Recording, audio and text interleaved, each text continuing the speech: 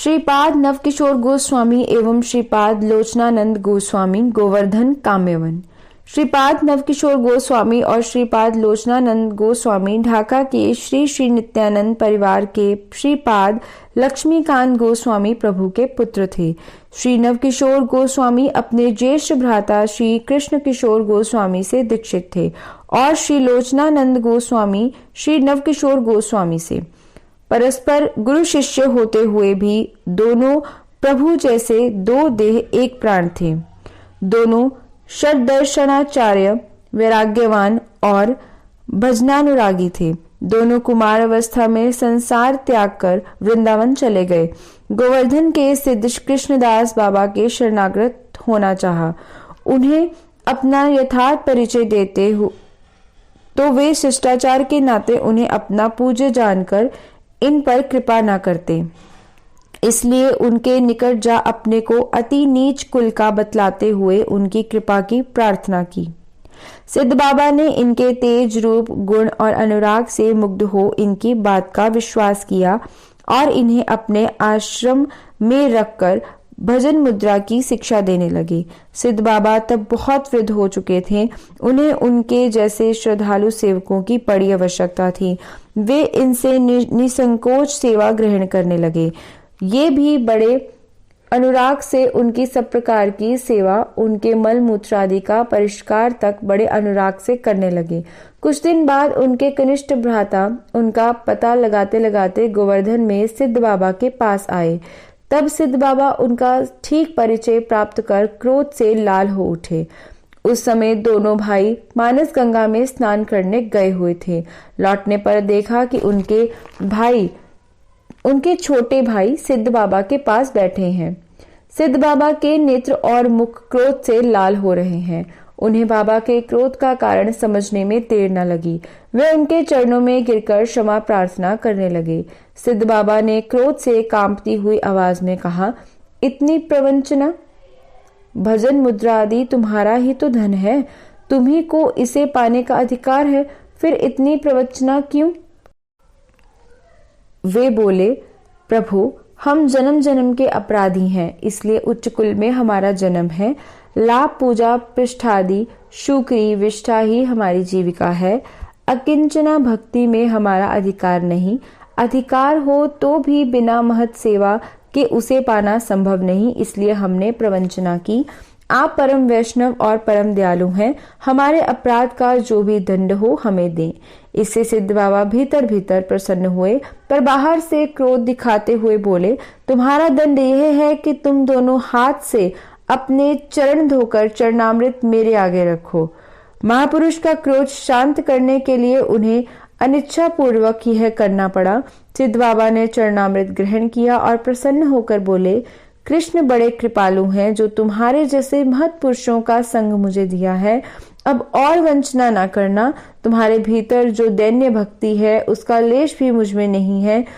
तुम लोग यहाँ रहकर स्वच्छंदता से भजन करो, मैं धन्य होऊंगा। वे बोले, प्रभु अब हमारा एक मुहूर्त भी यहाँ रहना न हो सकेगा। तीनों भाई सिद्ध बाबा से विदा लेकर काम्यवन के पश्चिम पशुप नामक निर्जन ग्राम में रहकर भजन करने लगे। कभी कभी वे काम्यवन के सिद्ध जय कृष्णदास बाबा के पास भी जाते।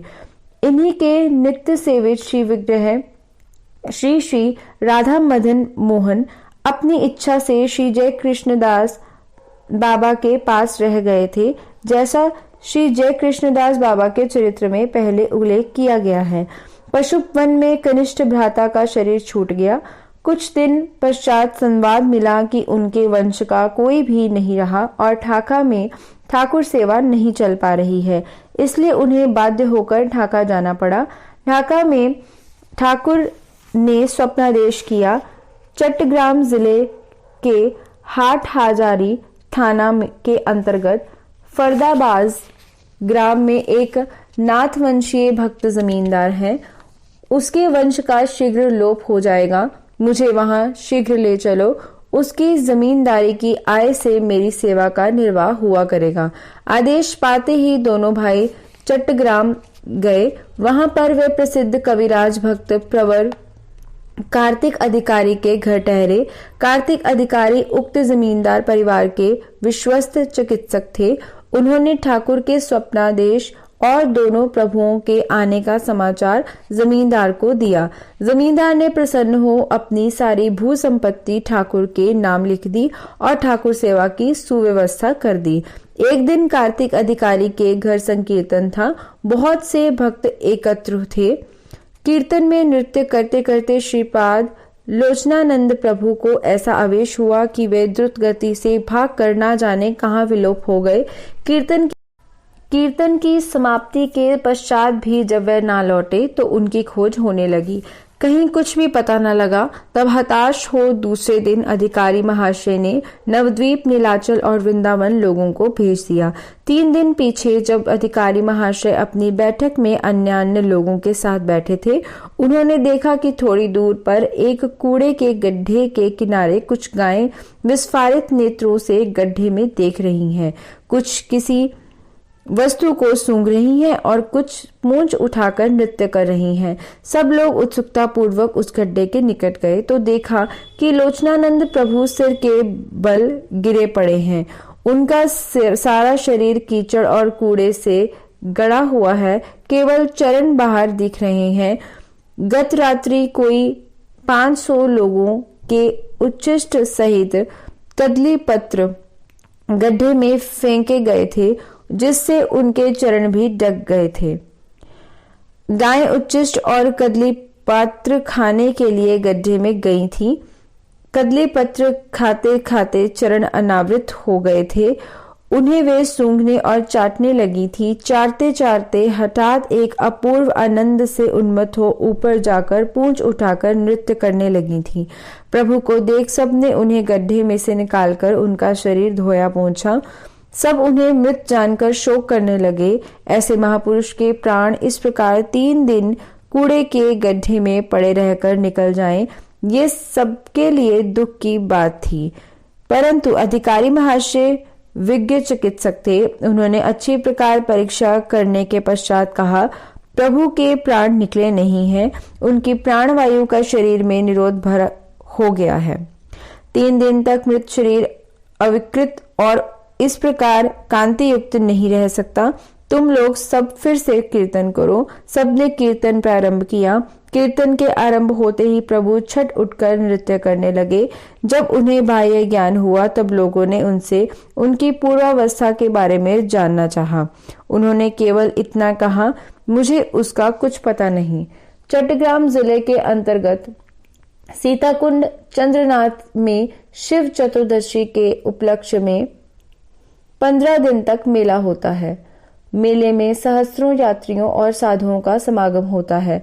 अर्धरात्रि में शंभुनाथ के दर्शन होते हैं। एक बार लोचनानंद प्रभुपाद कुछ भक्तों के साथ वहां गए। अर्धरात्रि में जब वे भक्तों को लेकर शंभुनाथ के दर्शन करने जा रहे थे, व्यासकुंड और काल भैरव के मंदिर के निकट पहुंचते ही उन्होंने एक योगेश्वर को बाहर निकलते देखा। उसका 5 हाथ लंबा गहरे काले रंग का स्थूल देह ऊपर से नीचे तक भस्माच्छादित था। गले में कंकाल की माला थी। पिंगल वर्ण जटा पैरों तक झूल रही थी।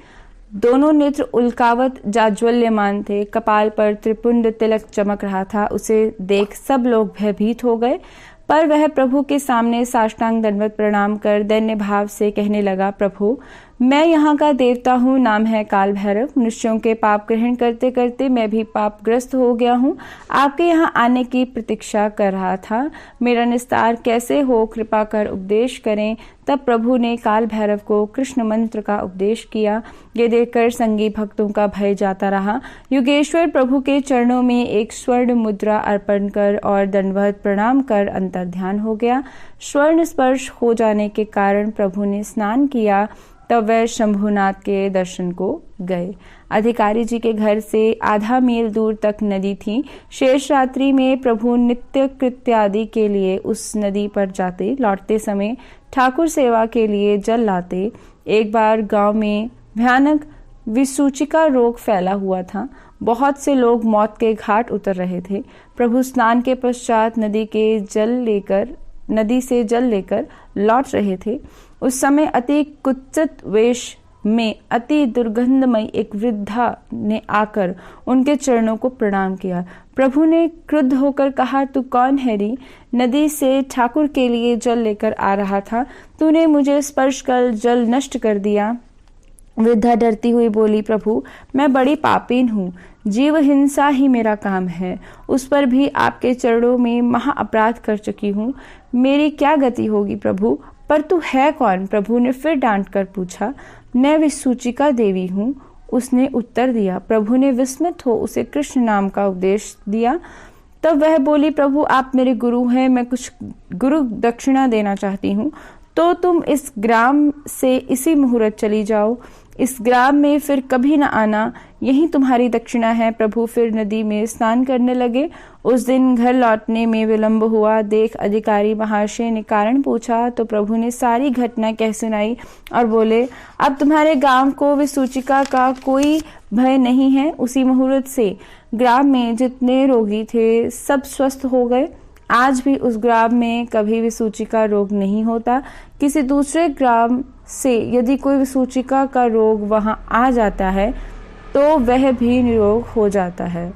कुछ दिन बाद दोनों प्रभु जगन्नाथपुरी रथ यात्रा दर्शन करने गए। श्री श्री जगन्नाथ जी की पांडु विजय के समय उनके दर्शन करते करते बड़े प्रभु अप्रकट हो गए। छोटे प्रभु तब उनके चरण तले बैठकर बोले, प्रभु मातृगर्भ से लेकर आज तक सेवक को छाया की तरह साथ रखा, अब क्या उसे अकेले छोड़ जाएंगे? इतना कह वे भी उनके अनुगामी हो गए।